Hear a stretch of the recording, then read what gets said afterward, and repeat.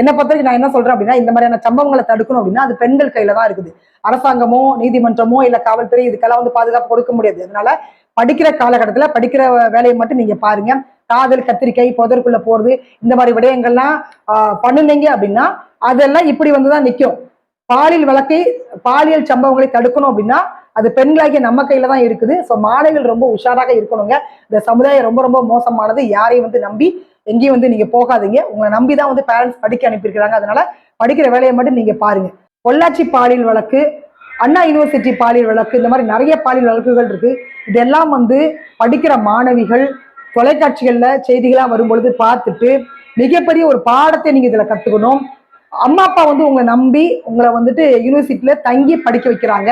அந்த நேரத்துல வந்துட்டு நீங்க லவ் பண்றன்ற பெயர்ல ஒரு பையனோட போயிட்டு புதர்ல போய் உட்கார்றது, அதை அவன் வீடியோவா எடுத்து அவன் மிரட்டி அவன் வந்து அந்த பொண்ணை வந்து ரேப் பண்ணியிருக்கான். இந்த மாதிரியான விஷயங்களை நடக்காம படிப்புல மட்டும் கான்சன்ட்ரேஷன் பண்ணிட்டு நீங்க வந்து படிப்பை முடிச்சுட்டு அம்மா அப்பா சொல்லக்கூடிய அந்த பையனை வந்து நீங்க கல்யாணம் பண்ணீங்க அப்படின்னா இந்த மாதிரியான சம்பவங்கள்லாம் வந்து நம்ம தவிர்க்கலாம்.